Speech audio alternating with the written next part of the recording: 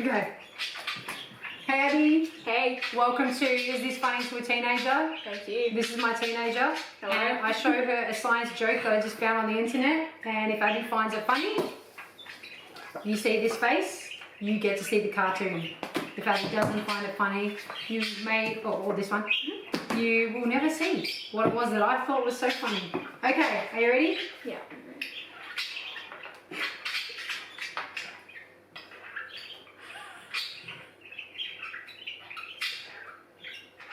Wait, is it? Oh. Yeah. That took me a while. Me but too. You get to see the joke. Here it is.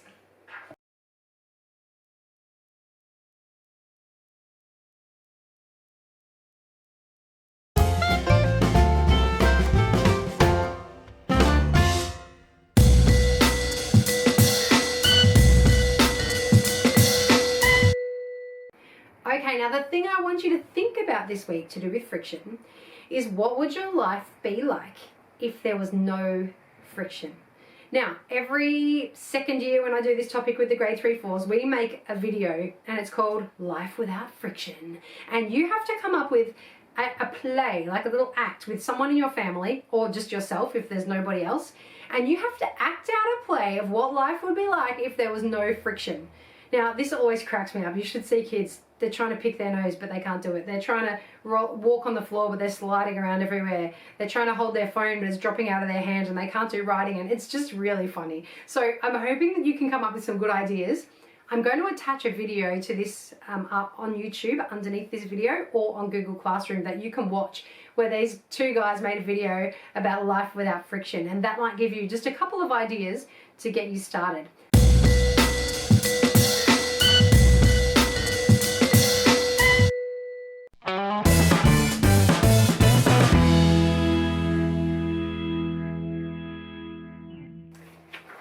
Okay, hello. Today I want to tell you about one of the cutest little animals in the ocean, or in the world even. They're so cute. Sea otters. Now, sea otters. I have actually been lucky enough to see sea otters in the wild in Canada.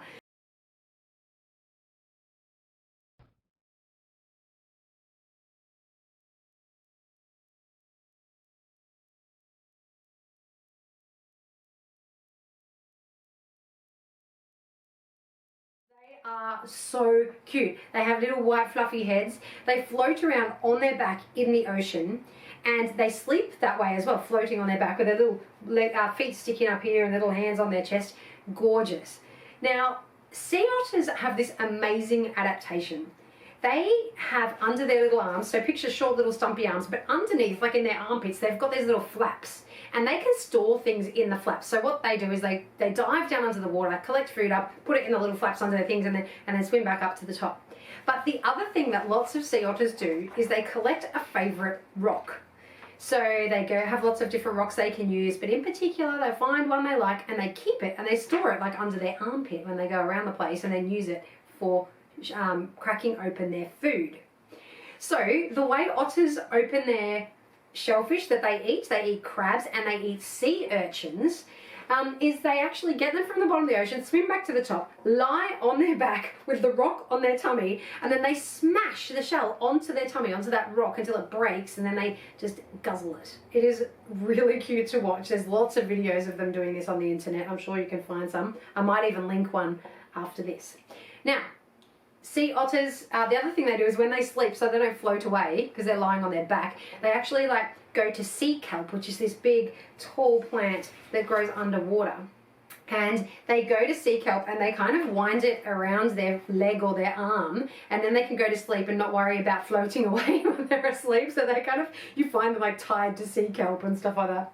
Really super cute. Okay, now to kind of tell you this story, I have to tell you about some other things too.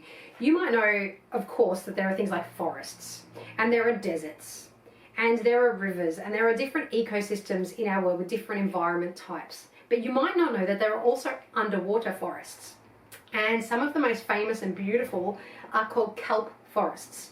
Now, kelp, sometimes there's this ugly kind of weedy stuff, seaweedy stuff that you find on the beach, but when it's underwater and green, it's stunning. And lots of fish and other sea creatures live in kelp. So, third animal you need to know about for this story, sea urchins. If you haven't seen one of these, go look up a video about sea urchins. I'll attach one too, actually, after this. They are so funny. They just look like a ball of spines, and they just crawl along, and they've got a mouth on the bottom of them, and it's like a little beak, and they go crunching on things, and they can eat stuff. All right. Now, sea urchin, one of their favorite food is kelp. Okay.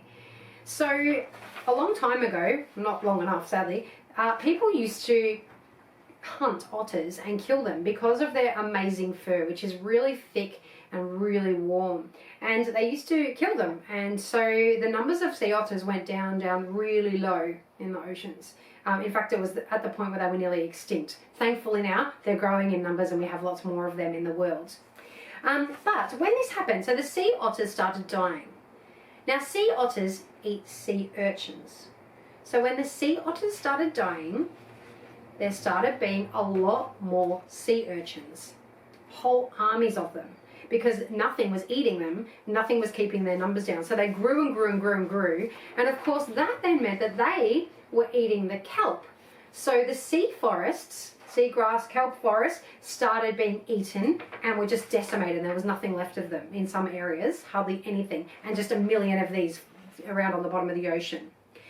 So it's a really interesting kind of idea about food chains, that if you take away one creature, that then impacts the next creature, which grew in numbers, and then that impacted the plant, which got killed out and eaten, and then anything that lived in the kelp couldn't live anymore. So when the sea otters started being protected and re-released into these areas, they started eating the sea urchins again, and the kelp started being able to grow back. So they're hoping that if they keep doing this and keep bringing sea otters back, that they'll be able to save these kelp forests. Fascinating, isn't it? Now, the sea otters that I saw in the wild were very quick to get out of our way. They were very shy and didn't want to be nearby. But at the Vancouver Aquarium, they have some sea otters there in an enclosure that are really cute. And each day they feed them a big block of ice, and inside the ice are little shrimps and crabs and things that they can eat. And because their natural behavior is to bang things on rocks and try and smash them open, they have rocks around their enclosure. And I have a video here of a sea otter. We were there when they got fed, and they gave it this block of, frozen shrimp, and it's banging it on the rocks. So have a look at that video here.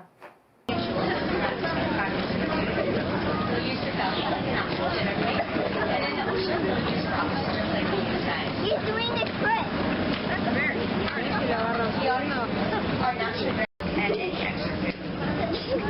Otters don't just use tools for eating, however, they also use it in care. The otter mother will tie a long piece of kelp around her pup, like a seaweed shell, to keep it from floating away while she's hunting. While we don't provide our sea otters with rocks or with kelp, we do give them a huge variety of toys and richner items to keep them active and promote their mental development. They're very intelligent.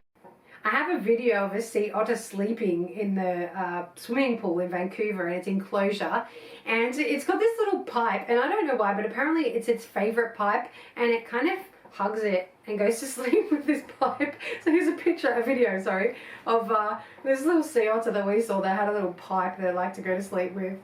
He